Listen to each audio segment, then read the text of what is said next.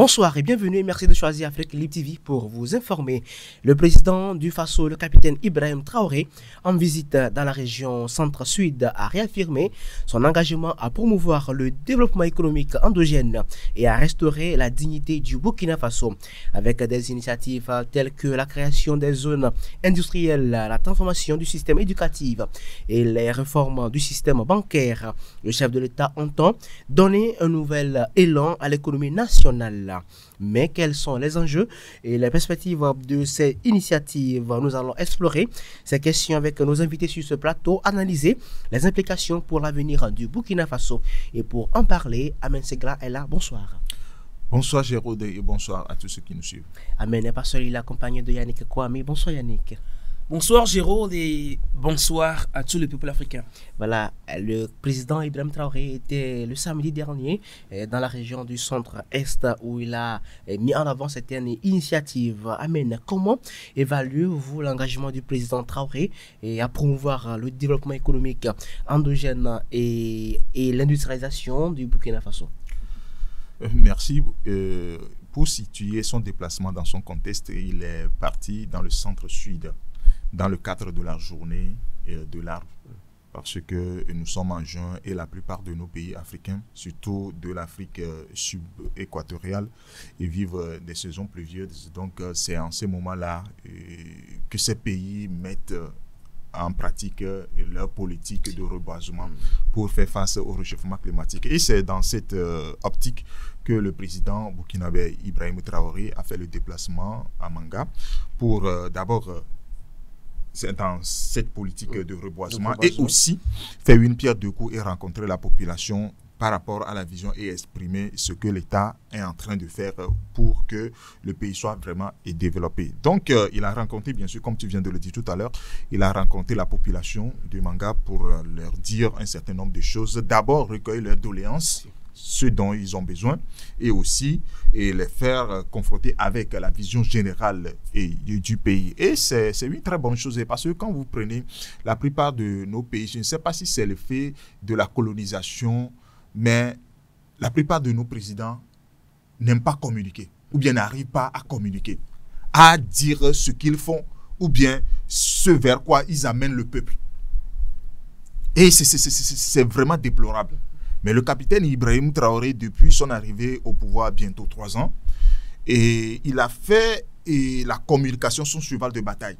Parce que les impérialistes, ceux qui ne veulent pas le voir au pouvoir, aussi arrivent à communiquer pour contrecarrer toutes ces actions, pour noircir tous ces plans. Donc, il est obligé de communiquer par lui seulement, mais il a mis aussi des stratégies en place pour pouvoir communiquer et exprimer ce que l'État est en train de faire, surtout en matière de lutte contre le terrorisme et aussi en matière de développement du pays. Donc, il a rencontré la population de Manga et il a exprimé, ils ont échangé sur beaucoup de choses, comme tu viens de le dire, en ce qui concerne l'industrialisation, l'agriculture, éducation et tout ça là. Donc, c'est quelque chose à saluer. De manière globale, c'est quelque chose à saluer. Et d'autres dirigeants aussi doivent aller à cette école pour pouvoir donner à leur population. Parce que, après tout, quand tu es dirigeant, tu dois comprendre que tu sers un pays. Donc, quand tu sais, tu es un serviteur, tu dois rendre compte de ce que tu es en train de faire et ce que tu vas faire. C'est en ce moment-là la population peut t'accompagner. Mais quand tu ne dis rien, aujourd'hui, quand vous interrogez un Burkinabé lambda, il peut vous dire dans 2-3 ans vers quoi le pays va.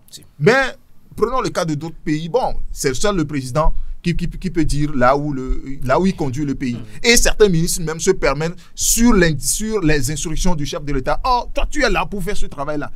Pourquoi c'est le chef de l'État qui doit encore te donner des instructions avant de faire ce pourquoi on t'a nommé? Donc, tout ça là, le Burkina est en train d'aller à contre-courant de tout ce qu'on nous a montré par le passé. Justement, Yannick, le capitaine Traoré était face aux forces vives de Manga tout récemment. Comment évaluez-vous ces engagements? Alors, très bien, Jérôme, cette sortie ou bien ce déplacement du président capitaine Ibrahim Traoré dans le centre-sud du pays montre encore pour la énième fois que c'est un président qui n'est pas un président de bureau. C'est un homme de terrain, c'est un président qui a toujours été, qui a toujours cette réputation-là d'être proche du peuple, de communiquer avec le peuple. Et je crois que cela est vraiment nécessaire pour la bonne implémentation de la vision qu'il a pour le Burkina Faso. Alors, parlons d'engagement, de l'engagement du capitaine Ibrahim Traoré. Je peux dire que c'est un engagement qui ne date pas d'aujourd'hui. C'est un président qui a toujours été motivé par le développement de son pays, sa volonté de faire du Burkina Faso à court et moyen terme un pays émergent tout d'un coup et à long terme un pays développé. Et on ne peut pas parler de développement si l'économie du Burkina Faso, si l'économie d'un pays pose vraiment un problème crucial. Aujourd'hui, l'objectif, ou bien l'un des objectifs les plus importants, à part l'objectif sécuritaire, eh bien, c'est de catapulter le développement économique du Burkina Faso. Et pour y arriver, le capitaine Ibrahim Traoré se démarque par l'adoption d'un schéma tout autre auquel on a assisté depuis il y a de cela 70 ans, qui est de se démarquer des aides, des financements venant d'ailleurs. Aujourd'hui, le capitaine Ibrahim Traoré estime que le Burkina Faso a tout pour se développer lui-même. Raison pour laquelle nous sommes en train de parler d'une approche plutôt endogène, c'est-à-dire d'optimiser les ressources nationales du pays, voilà, pour permettre à ce pays-là, au Burkina Faso, de se développer. Quand on parle de l'industrialisation, prenons le côté des mines par exemple. Le secteur minier est un secteur qui est complètement en train d'être réformé. Aujourd'hui, le Burkina Faso est capable d'exploiter son propre or, de le raffiner. Aujourd'hui, le Burkina Faso n'est plus dans ce qu'on faisait avant, qui consistait à vendre de l'or brut et d'acheminer l'or brut vers l'extérieur. Et c'est à l'extérieur que ce or-là sera raffiné. C'est un manque à gagner crucial pour le pays. Donc le capitaine Ibrahim Traoré a jugé bon de prendre tout cela en charge en passant par la nationalisation de ces différentes sociétés qui exploitent ces ressources minières. Et à part le secteur minier, quand on prend l'agriculture aujourd'hui au Burkina Faso, eh bien l'agriculture au Burkina Faso est dans une toute autre dimension. C'est-à-dire ils sont passés de l'agriculture de subsistance à une agriculture vraiment mécanisée, modernisée, avec une production beaucoup plus rentable, avec les intrants, les tracteurs qui ont été mis à la disposition des paysans. Et cela montre à quel point le capitaine Ibrahim Traoré est déterminé à faire du Burkina Faso ce pays vraiment attractif que tout le monde voudrait visiter. Et cela permettrait au Burkinabé lambda, à tout le peuple burkinabé, voilà, de mieux se sentir chez lui. Et parce que le pays, il faut le reconnaître, nous l'avons toujours dit, le Burkina Faso a tout. Il a tout ce qu'il faut, voilà, pour son propre développement. Pourquoi aller chercher ailleurs? C'est ce qui explique vraiment l'engagement, c'est ce qui explique cette approche endogène-là que le capitaine Ibrahim Traoré a par rapport au développement économique de son pays. D'accord. Amen, prenons le volet industriel. Quels sont selon vous les avantages potentiels de la création d'une zone industrielle dans chaque région, comme l'a annoncé le président Ibrahim Traoré? Alors, quand vous prenez la situation du Burkina Faso aujourd'hui, l'industrialisation devient le fer de lance pour pouvoir lancer le développement de ce pays. Parce que ce pays a tout. Tout ce qui est ressources minières, même il y a des ressources non encore exploitées ou bien non encore découvertes dans ce pays. Donc, c'est vrai, quand vous prenez la plupart de nos pays, tu vas remarquer que nous avons des ressources, mais nous n'arrivons pas à les transformer sur place. Et de peu d'industries que nous avons ne nous appartient même pas. Peut-être ça appartient aux investisseurs étrangers. Et l'État a eu une part très insignifiante là-dedans. Ce qui fait qu'à un moment donné, lorsqu'ils ont décidé un jour de partir, ils quittent. Et puis on revient à zéro. Mais le capitaine Ibrahim Traoré a trouvé l'importance de dire que aujourd'hui, tout ce qu'ils ont comme potentiel sur le plan humain et ressources naturelles, avoir la richesse de leur sous-sol, ce serait vraiment très aberrant qu'ils n'arrivent pas à transformer ces produits-là sur place. Parce que quand vous prenez, par exemple, de simples choses, ils sont obligés d'aller acheter ça à l'extérieur. Et depuis très longtemps, on trouve ça normal. On trouve que c'est normal aller acheter peut-être en Chine ou bien à Dubaï et revenir vendre peut-être dans nos pays. C'est quelque chose de normal, quoi. C'est-à-dire, on ne trouve pas on ne trouve pas ça qu'il y a quelque chose qui ne marche pas. Voilà. Qu'il y a quelque chose qui cloche. Voilà. C'est aberrant. C'est-à-dire, on trouve ça normal, quoi. C'est ça, quoi. C'est la vie. Mais le capitaine Ibrahim Traoré, il vient de le dire parce que quand vous suivez l'intégralité de son discours, il a dit que ça fait partie des effets de la colonisation, quoi. C'est-à-dire accepter le produit fini, peut-être rester dans le bureau, ne pas salir les mains, ne pas retoucher les manches pour travailler sérieusement. Il va falloir qu'on arrive à aller au-delà de ça. Parce qu'il a parlé, c'est là où c'est très important, parce qu'on ne peut pas parler de la vraie industrialisation sans parler de la formation professionnelle. Parce que on nous a formés pour travailler au bureau.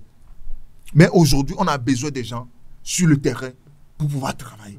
Regardez la Chine. La Chine n'est pas un pays développé parce qu'il y a des intellectuels qui travaillaient au bureau. C'est-à-dire, dès le bas âge, on leur apprend comment transformer, comment fabriquer sur place. Nous avons des ingénieurs en Afrique, mais ils sont chiffonnés par l'extérieur. Parce qu'il n'y a pas de marché, il n'y a pas de boulot, il n'y a rien. C'est ça. C'est ça.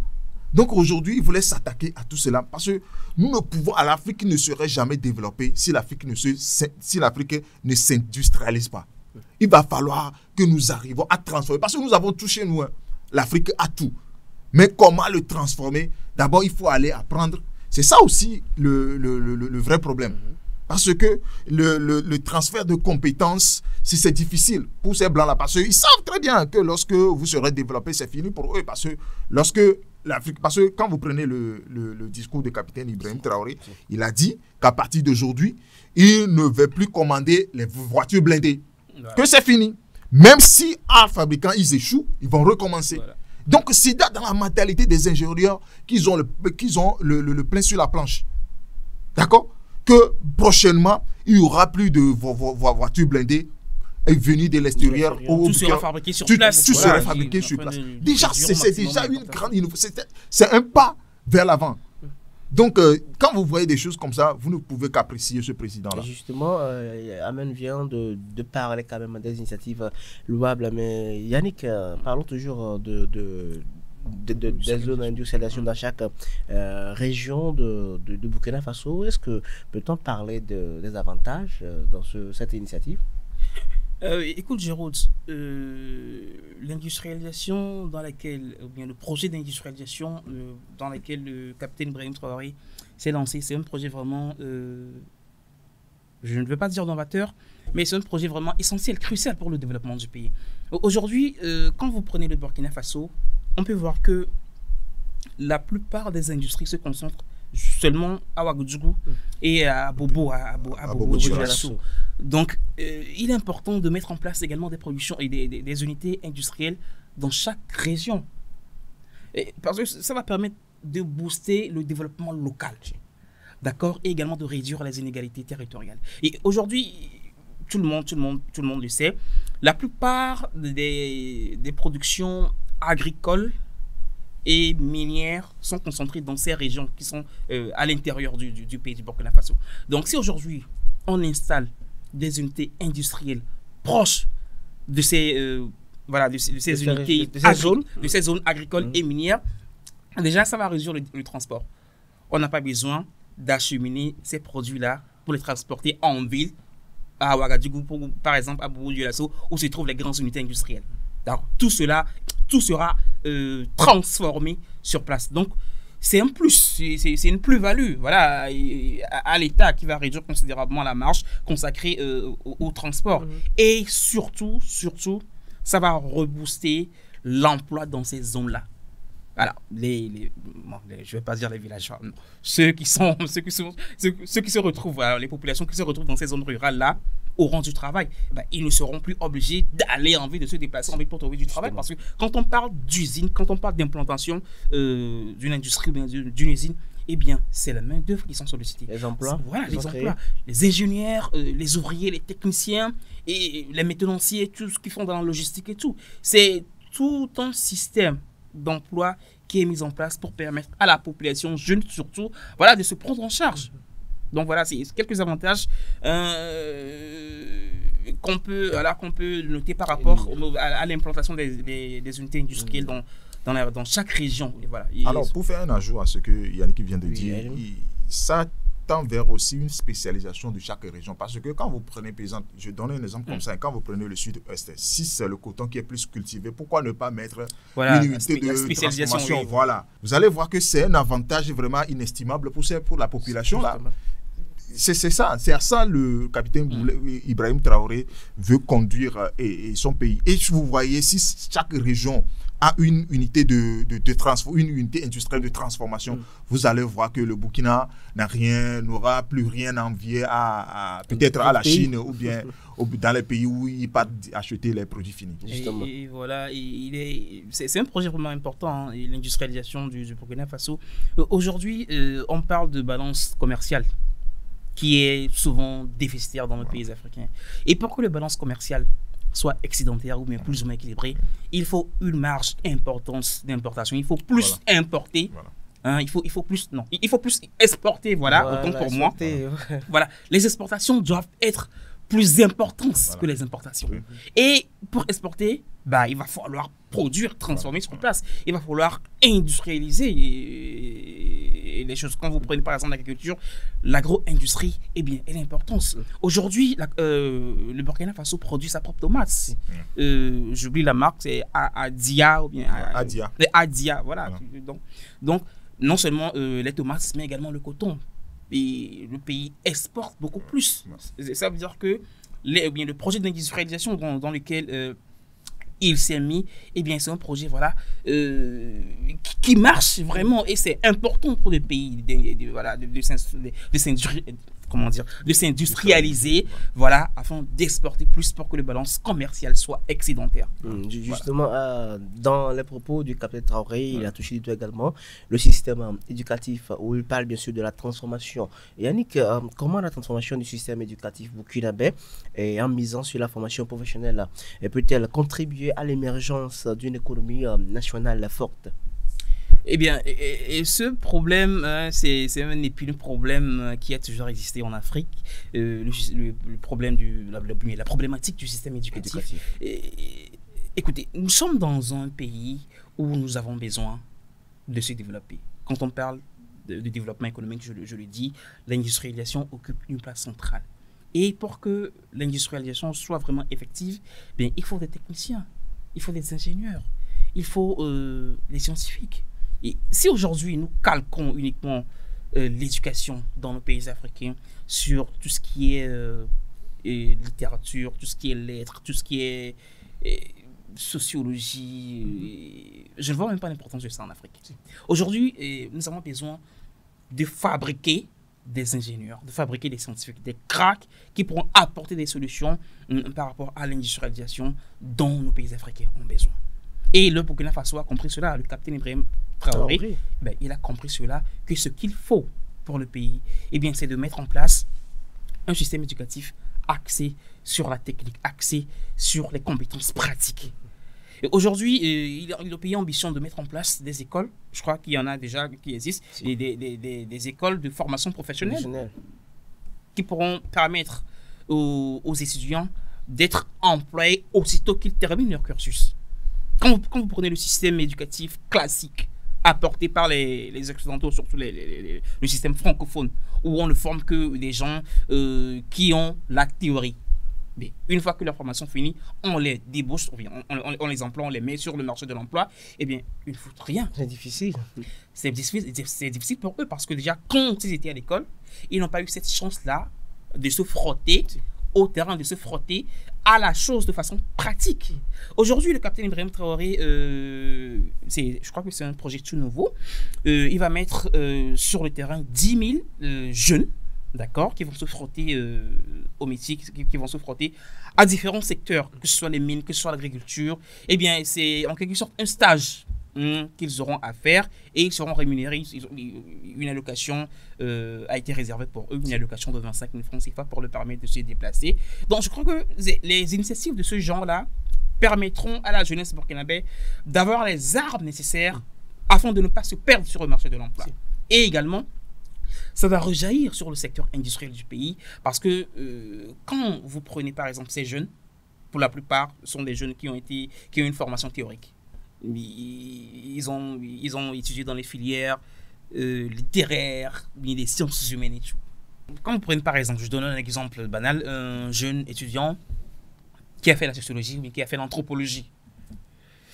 Bah, une fois sa formation terminée, on le débauche. On le met par exemple dans une usine, dans une usine d'exploitation de l'or par exemple.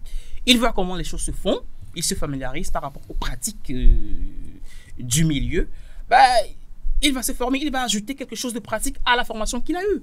Voilà, ce sont des initiatives qui permettront au Burkina Faso de réussir le projet d'industrialisation qu'il est en train de mettre en place. D'accord, justement, Amen Segla, le capitaine Traoré parle également de la transformation du système éducatif et parle de la formation professionnelle. Et comment cette formation peut-elle contribuer à l'émergence d'une économie nationale forte? Je vais paraphraser Albert Camus qui disait que les pessimistes ont toujours raison, mais ils sont inactifs. Mais les optimistes ont toujours tort, mais ils font évoluer le monde. Ça veut dire qu'aujourd'hui, pour faire évoluer le monde ou bien évoluer notre milieu, on a besoin des optimistes. Des gens qui croient à leur vision. C'est-à-dire, déjà dès le bas âge, on doit inculquer dans la tête des enfants que vous devez être un pion pour votre pays en créant quelque chose. Mais aujourd'hui, notre intention, l'éducation, là où l'éducation est vraiment importante, parce qu'il va falloir qu'on fasse une distinction entre l'enseignement et l'éducation. Tout ce que nous avons en Afrique, c'est de l'enseignement. C'est-à-dire, comme Yannick vient de le dire tout à l'heure, aller prendre la sociologie, la géographie et tout ce qui va avec, et les filières, la philosophie tout ça là. Ça, c'est de l'enseignement. Mais l'éducation, c'est-à-dire, on doit vous apprendre ce qui est chez vous, on doit vous former à devenir quelqu'un de demain. Parce que quand vous prenez les gens aujourd'hui à l'école, on vous dit, bon, quand vous travaillez, vous devez aller à l'extérieur, vous devez voyager. C'est en ce moment-là que vous avez réussi. Et créer quelque chose et mettre son nom là-dessus, peut-être, bon, c'est réservé pour ceux qui n'ont pas été à l'école. Dans les centres d'incubateurs, vous allez voir que des jeunes qui sont là-bas, ce ne sont pas des gens qui ont fait des grandes études, mais ce sont des gens qui ont des potentialités et ils voulaient mettre ça en pratique. Et le président Ibrahim Traoré l'a dit que bientôt, il y aura un centre d'incubateur où ils vont piocher des jeunes talentueux un peu partout dans le pays et les mettre des moyens à leur disposition pour pouvoir créer quelque chose. Parce que ceux qui ont ces talents-là, ils sont là, ces gens de personnes. Mais ils n'ont pas de moyens pour mettre en activité ce qu'ils ont comme potentialité. C'est ça le grand problème de l'Afrique. Et lorsque un pays étranger leur fait signe, ils quittent. Vous allez voir, l'année dernière, il y a Canada qui est venu en Afrique et recruter des ingénieurs un peu partout. Mais ces ingénieurs-là, nous en avons besoin en Afrique. Pourquoi les autres pays arrivent à détecter ce qui est en nous comme potentiel, mais d'autres pays, mais nous-mêmes, nous ne le voyons pas. Et c'est cette potentialité-là. Donc, c'est ce qui est très important parce qu'il a parlé de la formation professionnelle. C'est très important parce que nous n'avons plus besoin de ces formations et faire de longues études pour rien. Voilà, pour rien. Nous n'en avons plus besoin, quoi. Sérieusement, l'Afrique n'en a plus besoin parce que tout ce que nous avons parce que l'Afrique est toujours un terrain vierge. Et il va falloir des gens vraiment optimistes qui croient vraiment à leur vision pour pouvoir transformer tout ce que nous avons comme ressources minières sur place. Et quand vous prenez par exemple des pays comme le Singapour, qu'on cite aujourd'hui comme un modèle en termes de développement, qu'on cite parmi les pays industrialisés, les pays développés, eh bien ils ont compris que pour développer son pays, eh bien il faut mettre en place, il faut fabriquer des ingénieurs, il faut fabriquer des cracks, voilà, pour dynamiser le secteur de l'industrialisation, de l'industrie. Quand on prend également la Chine qui fait partie de ces pays miracles là, la Chine, le Singapour, la Thaïlande et tout ce que vous voulez, eh bien ils ont misé sur la science, sur la technologie, sur la technique. Et c'est important que les Africains et les pays africains également fassent cela. Et voilà, le capitaine Traoré a parlé également de la création d'une brigade pour encadrer la discipline.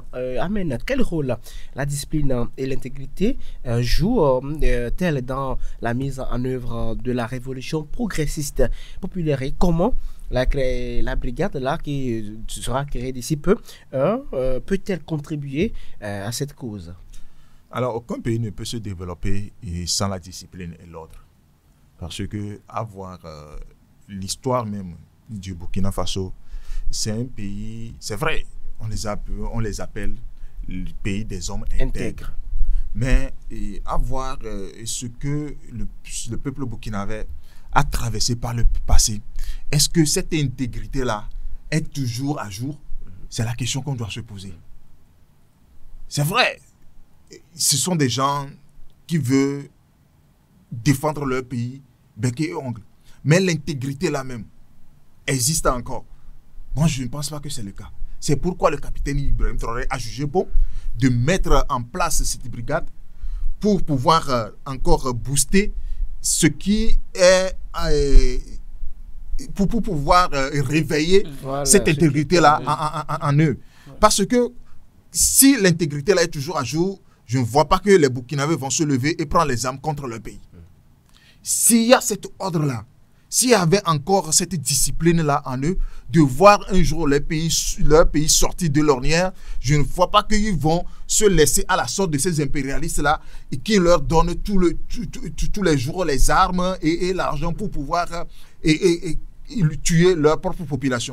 Donc, il faut aujourd'hui mettre en place cette brigade qui, dès le bas âge, par exemple dans les écoles, vont inculquer aux enfants comment défendre son pays, comment porter le drapeau du pays, comment se tuer littéralement, bien sûr, de façon littéraire, pour son pays, comment se donner totalement pour l'émergence de son pays. Parce que ça s'apprend. Ça s'apprend. Dans les autres pays, on nous apprend parce que tu ne peux pas être, par exemple, américain et aller dire le mal de l'Amérique. Peu importe les situations, les Américains défendent toujours l'Amérique. En bien ou en mal, ils défendent toujours leur pays. Leur pays d'abord. Le drapeau d'abord, après on parle du reste. Mais ça doit être le cas dans les autres pays, en l'occurrence au Burkina Faso. Donc, mettre en place cette brigade prouve encore une fois que le capitaine Ibrahim Traoré est dans une vision à long terme. C'est-à-dire, il ne voulait pas régler une situation et dans l'immédiat. Ponctuelle. Voilà, ponctuelle. C'est-à-dire, il veut construire une nation. C'est comme ça qu'on construit une nation, en fait.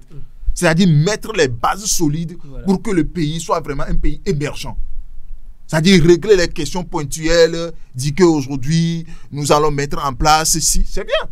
Construire une route, c'est bien. Mettre en place des unités de transformation, ça aussi, c'est bon.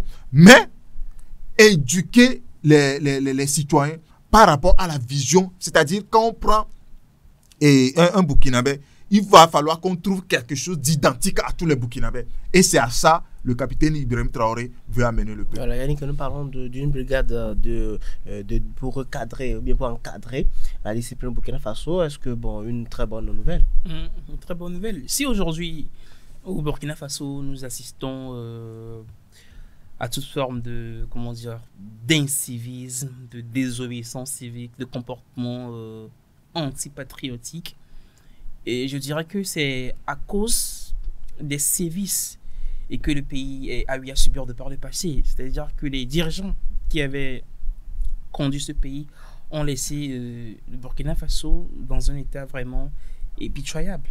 Et aujourd'hui, le pays est en train de se reconstruire à tous les niveaux, à tous les étages. Aujourd'hui, le capitaine Ibrahim Traoré aime lui dire souvent que tout est urgence au Burkina Faso. C'est-à-dire dans tous les secteurs, on a besoin de faire des réformes. On a besoin d'apporter de nouvelles choses. Et pour que cela soit une réalité, il va falloir que la population accompagne cela à travers quoi? À travers des actes civiques. Aujourd'hui, le Burkina Faso a besoin des patriotes. Il a besoin des gens, des hommes, des femmes, des jeunes, des personnes âgées qui aiment ce pays-là, qui manifestent jour et nuit, quotidiennement, leur amour pour la patrie. Et la tâche sera un peu ardue parce que ce n'est pas tout le monde qui s'aligne, il faut le reconnaître. Pour cela, l'État, le capitaine Ibrahim Traoré a jugé bon de mettre en place une sorte d'accompagnement. Alors, donc cette brigade sera là pour accompagner les Burkinabés dans ce processus-là, qui permettra à ce que le Burkina Faso puisse regagner